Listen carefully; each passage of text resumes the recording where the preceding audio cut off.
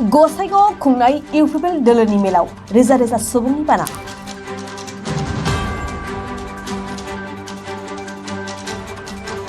गसाइगाव सहरनि गांधीनगर गेवलां फोथाराव दिनै सराइबिल ब्लक आरो गुमा ब्लकनि बानजायनायाव मोनसे गेदेरथार जयनिं हाबाफारि खुंनाय जायो।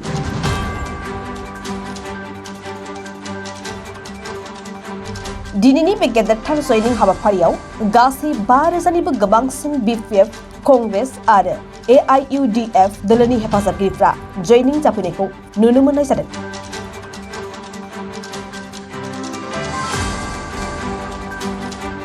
बे मेलाव रोजा रोजा सुबुंनि बानाखौ नुनानै दिनैनिफ्राय गसाइगावआव इउपिपिएल दोलोनि अनगा गुबुन जेबो दोलोखौ रायजो राजाफ्रा बोजबनानै लानाय नंला आरो गसाइगावआव बिपिएफ दोलोनि रोदायानो गुबोबाय होनना मिरु इउपिपिएल दोलोनि नेतानि राजु नार्जारिया गोख्रों बिबुंथि होयो।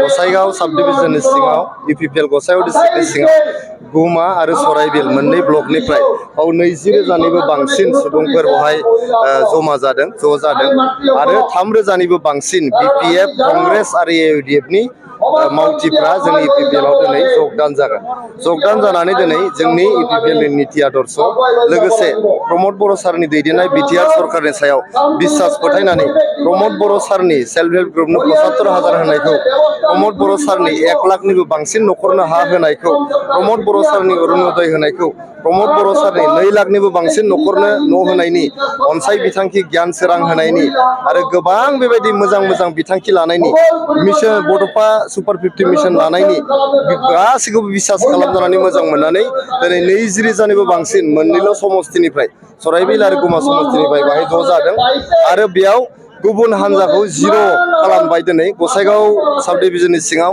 आरो गुबुन हान्जा गैला। गुबैयै बिपिएफ हान्जाया जे गसाइगावआव गैला, रोदा थोदा बुखुनानै गाहरजोबनाय जाबाय। दिनैनि बे मेलानो फोरमान खालामबाय।